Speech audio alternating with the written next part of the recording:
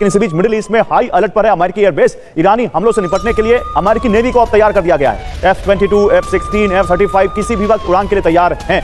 Nuclear plant पर हमले के बाद अमेरिकी बेस अलर्ट पर है। मिडिल ईस्ट में अमेरिका के करीब 36 एयर रिफ्यूलिंग टैंकर भी हैं और सब वॉर रेडी मोड में।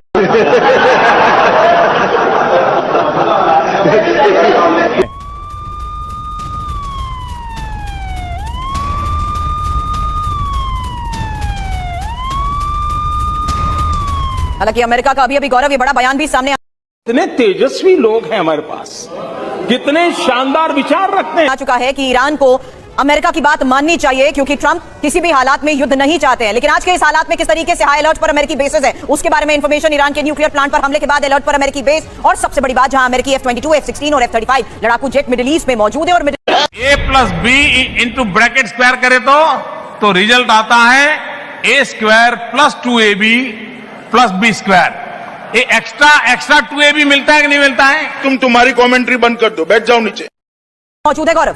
बिल्कुल, अमेरिका के 3 एयरक्राफ्ट कैरियर और 5 डिस्ट्रॉयर मिडिल ईस्ट में अलर्ट हैं। मिडिल ईस्ट में 10 अमेरिकी बेस को आसानी से हिट कर सकता है ईरान। ईरान को अमेरिकी बेस और नेवी ठिकानों पर हमले के लिए तैयारी की जरूरत नहीं है। ईरान पर अमेरिका के बहरीन, कतर और UAE के बेस आसानी से मिसाइल हमला कर सकते हैं। बंद करो, हाथ जोड़ के मैं मोदी साहब से गुजारिश करता हूं।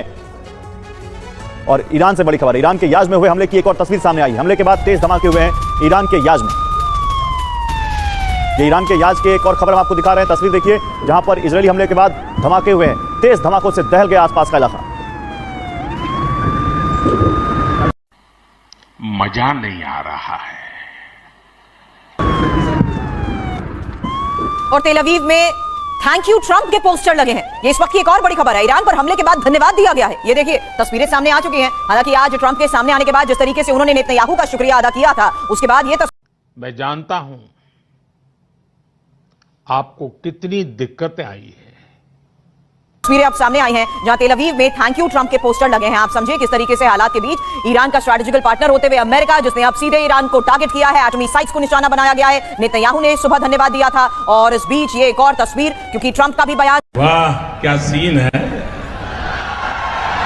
वाह क्या सीन है, जहां उन्होंने इस सक्सेसफुल ऑपरेशन में नेतन्याहू और उनके सहयोग का भी जिक्र किया। और तेल अवीव में फिलहाल थैंक यू ट्रंप के ये पोस्टर्स अब लगे हैं। ईरान पर हमले के बाद धन्यवाद दिया गया। थैंक यू मिस्टर प्रेसिडेंट के जो पोस्टर लगाए गए हैं इसको आप देख सकते हैं, जो कि तेल अवीव में लगाए गए। इस बीच एक जानकारी आई है, इस मेरे को जानता नहीं है। ऑपरेशन का नाम अमेरिका ने दिया है मिडनाइट हैमर। जो ऑपरेशन रात में किया अमेरिका ने उनके ईरान के न्यूक्लियर प्लांट्स पर हमला करने की। आपको 2 तस्वीरें दिखा रही, 2 तस्वीरें आप देखिए। पहली तस्वीर अमेरिका के ईरान पर हमले से पहले की है, जहां पर इसमें लिखा गया है फिनिश द जॉब, यानी ट्रंप से ईरान पर हमले की बात कही जा रही है। और जब अमेरिका ने ईरान को न्यूक्लियर साइट्स पर हमला किया, उसकी न्यूक्लियर मजा आया। और मैं ये जो मजा है हिंदुस्तान के हर व्यक्ति को देना चाहता हूं इस पर, तो उसी जगह पर ट्रंप को शुक्रिया अदा करते हुए लिखा गया थैंक यू मिस्टर प्रेसिडेंट। तो आप देखिए यहां पर लिखा हुआ है एक जगह mister president finish the job, यानी काम पूरा करिए। और जब उन्होंने वो हमला कर दिया तब लिखा हुआ है थैंक यू मिस्टर प्रेसिडेंट। ये 2 पोस्टर तेल अवीव से। और फोर्डो प्लांट को लेकर सबसे नई जानकारी फिलहाल फिलहाल सामने आ चुकी है, जहां फोर्डो प्लांट में नहीं हुआ ज्यादा नुकसान। पहले ईरान ने इस फोर्डो प्लांट को खाली करा लिया था। 19 से 20 जून की तस्वीरों में ये सबूत के तौर पर सामने आ रहा है। फोर्डो प्लांट पर कई गाड़ियां पहुंची थी। हालांकि इन तस्वीरों के सामने आने के बाद गौरव एक सवाल ये भी था कि आखिर न्यूक्लियर साइट से आप इंपॉर्टेंट चीजों को हटाने में कुछ हद तक कामयाब जरूर हुए होंगे, लेकिन इस पूरी साइट को जिस तरीके से टारगेट किया गया है उसमें बड़े नुकसान का दावा किया गया। लेकिन दावा यह भी कि ज्यादा नुकसान नहीं पहुंचा है। पहले ईरान ने खाली कर दिया था फोर्डो प्लांट और ये तस्वीरें सामने आई थी जहां गाड़ियों का बकायदा पूरा काफिला नजर आ रहा है। इन्हीं गाड़ियों से प्लांट को खाली करने का भी दावा किया गया। अभी जो प्रेस कॉन्फ्रेंस हो रही है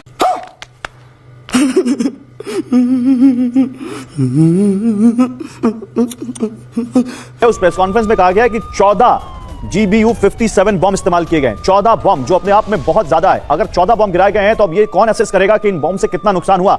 ईरान लगातार एक्सपर्ट साफ तौर पर ये मान रहे हैं कि जो टॉप लेयर इंफ्रास्ट्रक्चर है उसे जाहिर सी बात है पूरी तरीके से डिस्ट्रॉय जरूर कर दिया गया। यानी ईरान कौन है ये लोग, कहां से आते हैं को अपने परमाणु मिशन में 10 से 15 साल तो फिलहाल पीछे कर ही दिया गया है। 3 तस्वीरें एक साथ 19, 20 और 21 जून की देखना जरूरी है, क्योंकि यही जो तस्वीरें लगातार सामने आई थी उन्हीं के तहत दावा यह किया गया था गौरव कि कैसे यहां से इंपॉर्टेंट इंफ्रास्ट्रक्चर को अब ये देख खत्म, bye bye tata goodbye गया। अब देखिए ये 19 जून की तस्वीर है, यहां पर भी हमको एक इंफ्रास्ट्रक्चर दिखता है, गाड़ियां दिखती हैं। ये 20 जून की है, यहां गाड़ियां नहीं दिखती लेकिन इंफ्रास्ट्रक्चर बिल्कुल सही दिखता है। 21 जून में भी वैसा ही कुछ यहां पर दिख रहा है और आपको जो तस्वीरें दिख रही हैं इनके जरिए दावा किया जा रहा है कि हमले से पहले ही न्यूक्लियर इक्विपमेंट्स को या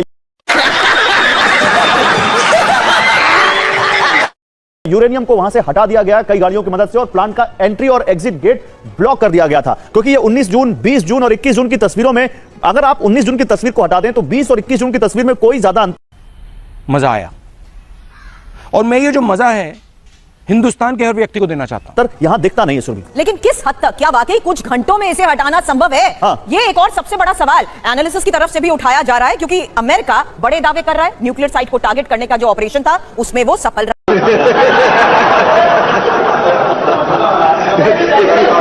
एक और बड़ी खबर है, अमेरिकी हमले का विरोध अब शुरू हो गया है और लैटिन अमेरिकी देशों ने जिस तरीके से इसकी निंदा की है उसको लेकर खबर आई है। लैटिन अमेरिकी देशों ने शांति की अपील की है। क्यूबा के राष्ट्रपति ने कहा कि अमेरिकी हमले से इस क्षेत्र में संघर्ष बढ़ सकता है।